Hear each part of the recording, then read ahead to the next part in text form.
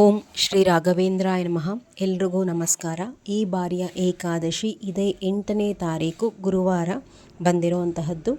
ಈ ಬಾರಿ ನಿಮ್ಮ ಉಪವಾಸ ವ್ರತಾಚರಣೆಗೆ ಬಹಳ ಪ್ರಾಶಸ್ತ್ಯವಾದಂತಹ ರೀತಿಯಲ್ಲಿ ಗುರುವಾರ ಏಕಾದಶಿ ಬಂದಿದೆ.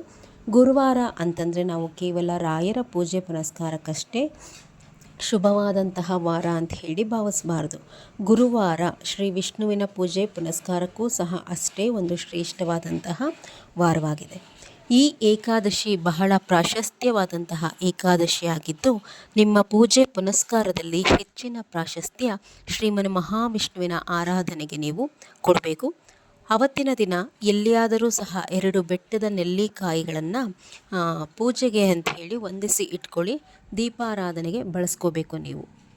ಈ ಗುರುವಾರ ಏಕಾದಶಿ ಬಂದಿದೆಯಲ್ವಾ, ಅವತ್ತು ಶ್ರೀಹರಿಯ ಪೂಜೆ ಪುನಸ್ಕಾರಕ್ಕೆ ವಿಶೇಷವಾದಂತಹ ದಿನ ಗುರುವಾರವೂ ಹೌದು. ಅಂದು ಏಕಾದಶಿ ಬಂದಿರುವಂತಹದ್ದು ಶುಭವಾಗಿ ಬಂದಿದೆ. ಅಂದರೆ ನಾವು ಪೂಜಿಸುವಂತಹ ರಾಯರ ವಾರವೂ ಗುರುವಾರ, ಅದರಲ್ಲಿ ಗುರುವಾರ ಶ್ರೀಹರಿಯ ಪೂಜೆ ಪುನಸ್ಕಾರ ಮಾಡುವಂತಹದ್ದು ಶುಭ. ಹಾಗಾಗಿ ಗುರುವಾರ ಏಕಾದಶಿ ಬಂದಿರುವಂತಹದ್ದು ಬಹಳ ವಿಶೇಷವಾಗಿದೆ. ಇನ್ನು ನೀವು ಯಾರೆಲ್ಲ ಉಪವಾಸ ಮಾಡ್ತೀರಾ, ಬುಧವಾರ ಸಾಯಂಕಾಲ ತಲೆಗೆ ಸ್ನಾನ ಮಾಡ್ಕೋಬೇಕು. 5:15ರಿಂದ 5:15 ಒಳಗಡೆ ನೀವು ದೇವರ ಮನೆಯಲ್ಲಿ ರಾಯರ ಮುಂದೆ ದೀಪವನ್ನು ಹಚ್ಚಿ ಸಂಕಲ್ಪವನ್ನು ಮಾಡಿಕೊಳ್ಳಿ. ನಾನು ಈ 3 ದಿನಗಳ ಕಾಲದ ಏಕಾದಶಿಯ ವ್ರತವನ್ನು ಆಚರಣೆ ಮಾಡ್ತೀನಿ ಅಂಥೇಳಿ ಸಂಕಲ್ಪವನ್ನು ಮಾಡ್ಕೋಬೇಕು. ಬುಧವಾರ ರಾತ್ರಿ ಯಾವುದೇ ಕಾರಣಕ್ಕೂ ಅನ್ನ ಎಲ್ಲ ಊಟ ಮಾಡಲಿಕ್ಕೆ ಹೋಗಬೇಡಿ, ಮುದ್ದೆನೂ ಊಟ ಮಾಡಲಿಕ್ಕೆ ಹೋಗಬೇಡಿ. ಸಿಹಿ ಅವಲಕ್ಕಿಯನ್ನು ಮಾಡಿಕೊಂಡು ತಿನ್ನಿ. ಚಾಪೆಯ ಮೇಲೆ ಮಲ್ಕೊಂಡು ನೀವೇನು ಮಾಡಬೇಕು, ಬುಧವಾರ ರಾತ್ರಿ ಕಾಲವನ್ನು ಕಳ್ಕೋಬೇಕು. ಅಂದರೆ ಅವತ್ತಿನ ದಿನ ದಶಮಿ ಬರುತ್ತೆ ಬುಧವಾರ. ಇನ್ನು ಗುರುವಾರ ಬಹಳ ಬೇಗ ಬಂದಿದೆ ಶುಭ ಸಮಯ. ನೀವು ಪೂಜೆ ಪುನಸ್ಕಾರ ಮಾಡಿಕೊಂಡು ದೀಪ ಹಚ್ಚಲಿಕ್ಕೆ 4:10ರಿಂದ 4:30 ಇದು ದೀಪ ಹಚ್ಚಲಿಕ್ಕೆ ಶುಭ ಸಮಯ. ಆಗೋದಿಲ್ಲ ನಮಗೆ ಅಷ್ಟು ಬೇಗ ಅಂತಂದರೆ 8 ಗಂಟೆ ಒಳಗಡೆ ಪೂಜೆ ಪುನಸ್ಕಾರದ ಕಾರ್ಯವನ್ನು ಮುಗಿಸ್ಕೊಳ್ಳಿ. ಏಕಾದಶಿಯ ದಿನ ಬಹಳ ಬೇಗ ಎದ್ದೇಳಬೇಕು, ಮನೆಯೆಲ್ಲ ಕ್ಲೀನಾಗಿ ಒರೆಸ್ಕೋಬೇಕು, ಸ್ವಲ್ಪ ಗಂಜೆಲ್ಲ ಹಾಕ್ಕೊಂಡು ನೀವು ಮತ್ತೆ ತಲೆ ಸ್ನಾನ ಮಾಡ್ಕೋಬೇಕು. ಬುಧವಾರ ಮಾಡಿದ್ದೆ ಅಂತ ಹೇಳಿ ಗುರುವಾರ ಹಾಗೆ ಮೈಗೆಲ್ಲ ಸ್ನಾನ ಮಾಡಿ ಪೂಜೆ ಮಾಡಬೇಡಿ. ತಲೆಗೆ ಸ್ನಾನ ಮಾಡ್ಕೊಳ್ಳಿ, ಮಡಿ ಬಟ್ಟೆಯನ್ನು ಹಾಕ್ಕೋಬೇಕು. ತುಳಸಿಯ ಮುಂದೆ ಈ ಬಾರಿ ತುಳಸಿ ಪೂಜೆಗೆ ಹೆಚ್ಚಿನ ಪ್ರಾಶಸ್ತ್ಯವನ್ನು ನೀವು ಕೊಡಬೇಕಾಗಿರುವಂತಹದ್ದು. ದೇವರ ಮನೆಯೆಲ್ಲ ಶುದ್ಧ ಮಾಡ್ಕೊಳ್ಳಿ. ಶ್ರೀಮನ್ ಮಹಾವಿಷ್ಣುವಿನ ಫೋಟೋವನ್ನು ಒರೆಸಿ ಇಟ್ಕೊಳ್ಳಿ. ಯಾವ ಸ್ವರೂಪದಾದರೂ ಪರವಾಗಿಲ್ಲ. ನಿಮ್ಮ ಮನೆಯಲ್ಲಿ ಕೃಷ್ಣನ ಫೋಟೋ, ವೆಂಕಟೇಶ್ವರ ಸ್ವಾಮಿ ಫೋಟೋ, ಲಕ್ಷ್ಮೀ ನರಸಿಂಹಸ್ವಾಮಿ ಫೋಟೋ, ಅವರ ಯಾವ ಸ್ವರೂಪದ ಫೋಟೋ ಇದ್ರೂ ನೀವೇನು ಮಾಡಬೇಕು, ಫೋಟೋವನ್ನು ಒರೆಸ್ಕೊಂಡು ಗಂಧವನ್ನು, ಅರಿಶಿಣ, ಕುಂಕುಮ, ಗೆಜ್ಜೆ ವಸ್ತ್ರವನ್ನು ಏರಿಸ್ಕೊಂಡು ತಪ್ಪದೆ ತುಳಸಿಯನ್ನು ಹಾಕಿ, ಹೂಮಾಲೆಯನ್ನು ಹಾಕಿ. ನಾನು ಮೊದಲೇ ಹೇಳಿದೆ, ಈ ಬಾರಿಯ ಏಕಾದಶಿ ಬಹಳ ಪ್ರಾಶಸ್ತ್ಯವಾಗಿ ಬಂದಿರೋದ್ರಿಂದ 2 ತುಪ್ಪದ ದೀಪವನ್ನು ಶ್ರೀಮನ್ ಮಹಾವಿಷ್ಣುವಿನ ಫೋಟೋ ಸ್ವರೂಪದ ಮುಂದೆ ಸಹ ನೀವು ಸಿದ್ಧ ಮಾಡ್ಕೋಬೇಕು. ಅಲ್ಲೂ ಹಚ್ಚಬೇಕಾ, ರಾಯರ ಮುಂದೆನೂ ಹಚ್ಚಬೇಕಾ ಅಂತ ಹೇಳಿ ದಯಮಾಡಿ ಮತ್ತೆ ಕೇಳಬೇಡಿ, ಕನ್ಫ್ಯೂಷನ್ ಮಾಡ್ಕೋಬೇಡಿ. ಹೌದು, ಶ್ರೀಮನ್ ಮಹಾವಿಷ್ಣುವಿನ ಸ್ವರೂಪದ ಫೋಟೋದ ಮುಂದೆನೂ ಸಹ 2 ತುಪ್ಪದ ದೀಪವನ್ನು ಸಿದ್ಧ ಮಾಡ್ಕೋಬೇಕು. ನೋಡಿ, ರಾಯರ ಭಕ್ತರು ಯಾರೆಲ್ಲ ಇದ್ದೀರಾ, ನೀವೇನೇ ರಾಯರಿಗೆ ಉಪವಾಸವಿದ್ದು ಪೂಜೆ ಪುನಸ್ಕಾರವನ್ನು ನೀವು ಸಲ್ಲಿಸಿದ್ರೂ ಅವರು ಆರಾಧನೆ ಮಾಡೋ ಅಂತಹ ಶ್ರೀಹರಿಯನ್ನು ನೀವು ನೆನೆದಿಲ್ಲದ್ರೆ, ಅವರ ಸ್ಮರಣೆಯನ್ನು ಮಾಡದಿದ್ದರೆ ಖಂಡಿತ ನಿಮ್ಮ ಏಕಾದಶಿ ಉಪವಾಸ ಸಲ್ಲುವಂತಹದ್ದಲ್ಲ, ಸಂಪೂರ್ಣ ಆಗುವಂತಹದ್ದಲ್ಲ. ಹೀಗಾಗಿ ರಾಯರ ಪೂಜೆ ಪುನಸ್ಕಾರಕ್ಕಷ್ಟೇ ಕೊಟ್ಕೊಂಡು ಈ ಏನಿದೆ ಶ್ರೀಹರಿಯ ಪೂಜೆ ಪುನಸ್ಕಾರವನ್ನು ದಯಮಾಡಿ ನೀವು ಕಡಿಮೆ ಮಾಡ್ಕೋಬೇಡಿ. ಮೊದಲು ಅವರನ್ನು ನೆನಿರಿ. ಅವರು ಸಂಪ್ರೀತರಾದರೆ ರಾಯರು ಇನ್ನೂ ಹೆಚ್ಚಿನದಾಗಿ ನಿಮಗೆ ಒಲಿತಾರೆ. ಅದರಲ್ಲಿ 2 ಮಾತಿಲ್ಲ. ಸಣ್ಣ ಸಣ್ಣ ದೀಪಗಳನ್ನೇ ತಗೊಳ್ಳಿ. ನಿಮ್ಮ ಹತ್ರ ಅಷ್ಟೊಂದೆಲ್ಲ ಮನೆಯಲ್ಲಿ ದೀಪಗಳಿಲ್ಲ, ಅಲ್ಲೆರಡು, ರಾಯರ ಮುಂದೆ 2, ಮತ್ತು ದೇವರ ಮನೆಯಲ್ಲೆಲ್ಲ ಬೇರೆ 2 ಹಚ್ಚಬೇಕು, ತುಳಸಿ ಮುಂದೆ ಹಚ್ಚಬೇಕು ಅಂದರೆ ಶ್ರೀಮನ್ ಮಹಾವಿಷ್ಣುವಿನ ಫೋಟೋದ ಮುಂದೆ ಸಣ್ಣ ಸಣ್ಣದಾಗಿ 2 ಮಣ್ಣಿನ ದೀಪ, 10 ರೂಪಾಯಿ ಕೊಟ್ಟರೆ 3ರಿಂದ 4 ದೀಪ ಮಣ್ಣಿಂದ ಕೊಡ್ತಾರೆ. ಆ ಥರದ್ದು ತಂದಿಟ್ಕೊಳ್ಳಿ. ಶುಭ ವಿಶೇಷ ಸಂದರ್ಭಗಳಲ್ಲಿ ಈ ರೀತಿ ಮಣ್ಣಿನ ದೀಪದಿಂದ ನೀವು ಆರಾಧನೆ ಮಾಡುವಂತಹದ್ದು ಸಹ ನಿಮಗೆ ಫಲವನ್ನು ಕೊಡುತ್ತೆ. ಹೀಗಾಗಿ 2 ಸಣ್ಣ ಮಣ್ಣಿನ ದೀಪಗಳಲ್ಲಿ ನೀವು ಹಚ್ಕೊಂಡ್ರೂ ತೊಂದರೆ ಇಲ್ಲ. ತುಳಸಿ ಮುಂದೆನೂ ಸಹ ನೀವು ದೀಪವನ್ನು ಹಚ್ಚಬೇಕು. ಮೊದಲೇ ಪೂಜೆ ಪುನಸ್ಕಾರಕ್ಕೆ ಮೊದಲು ಹೆಣ್ಮಕ್ಳು ತುಳಸಿ ಪೂಜೆಯನ್ನು ಮಾಡಿಕೊಂಡು ತಾಯಿ ತುಳಸಿ ದೇವಿಯ ಮುಂದೆಯೂ ಸಹ ಒಂದು ದೀಪವನ್ನು ಅಂಟಿಸಿ.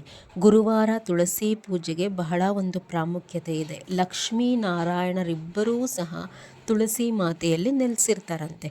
ಹೀಗಾಗಿ ಗುರುವಾರ ಪೂಜೆ ಪುನಸ್ಕಾರವನ್ನು ತುಳಸಿಗೆ ಮೊದಲು ಸಮರ್ಪಣೆ ಮಾಡಿ ಒಂದು ದೀಪವನ್ನು ಅಂಟಿಸಬೇಕು.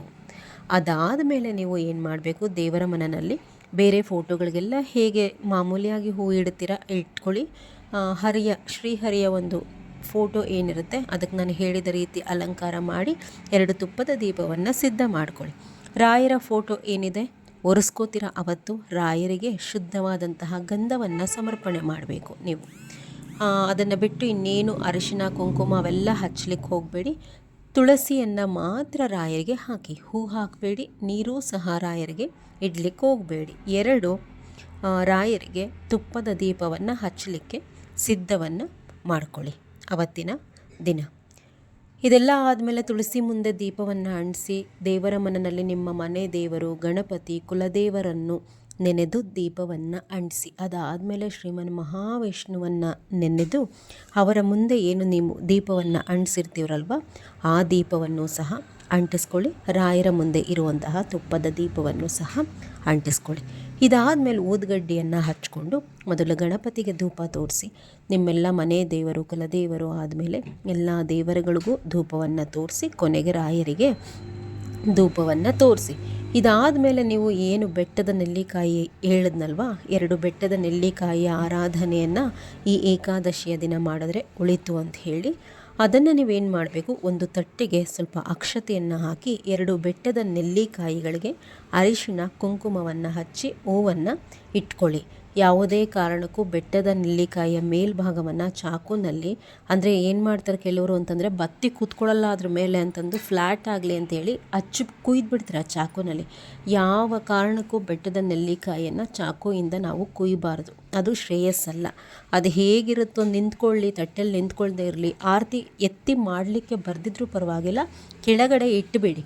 ಇಟ್ಟು ನೀವು ಅದಕ್ಕೆ ಅರಿಶಿನ ಕುಂಕುಮ ಒಂದು ಹೂ ಎಲ್ಲ ಇಟ್ಬಿಟ್ಟು 2 ಹೂ ಬತ್ತಿ ಬರುತ್ತಲ್ವ ಆ ಹೂ ಬತ್ತಿನ ತುಪ್ಪದಲ್ಲಿ ನೆನೆಸ್ಬಿಟ್ಟು ಅದರ ಮೇಲೆ ಇಟ್ಟು ಊದ್ಗಡ್ಡಿಯಿಂದ ಹಚ್ಚಿ ಬೆಂಕಿ ಕಡ್ಡಿಯಿಂದ ಹಚ್ಚಬೇಡಿ.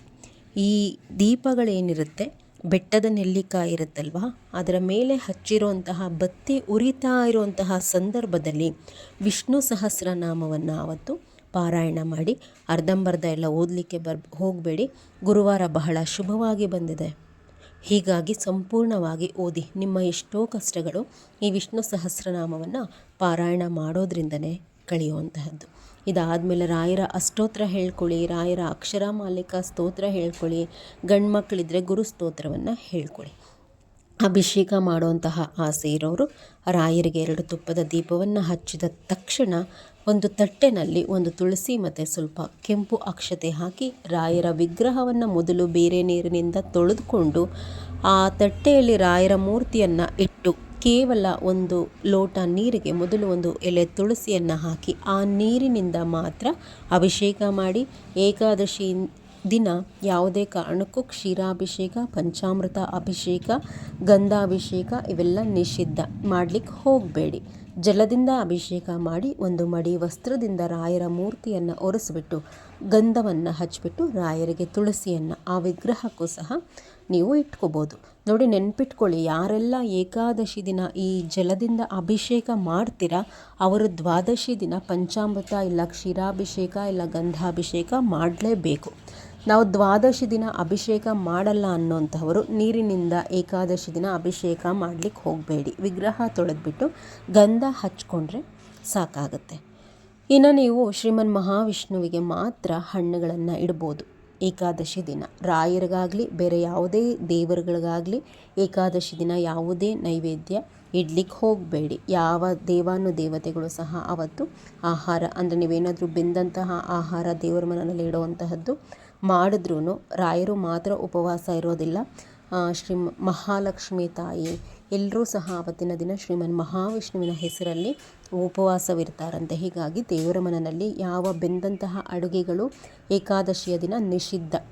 ಶ್ರೀಮನ್ ಮಹಾವಿಷ್ಣುವಿಗೆ ಮಾತ್ರ ಹಣ್ಣುಗಳನ್ನು ನೀವು ಸಮರ್ಪಣೆ ಮಾಡಿ ರಾಯರ ಸ್ತೋತ್ರ ಹೇಳ್ಕೊಂಡ ತಕ್ಷಣ 2 ತುಪ್ಪದ ಬತ್ತಿಯಿಂದ ಆರತಿ ಮಾಡಬೇಕು. ಆರತಿ ಮಾಡಿಬಿಟ್ಟು ಹಣ್ಣುಗಳೇನಿದೆ ಸ್ವಾಮಿಗೆ ನಂತರ ಮಹಾಮಂಗಳಾರತಿಯನ್ನು ಮಾಡಿಕೊಳ್ಳಿ. ಅವತ್ತಿನ ದಿನ ಶ್ರೀಹರಿಗೆ ಸಂಬಂಧಿಸಿದಂತಹ ಕತೆ ಕೇಳುವಂತಹದ್ದು, ಅವರ ಮಹಿಮೆಯನ್ನು ಸಾರುವಂತಹ ಪುಸ್ತಕಗಳನ್ನು ಓದುವಂತಹದ್ದು ಮಾಡಿ.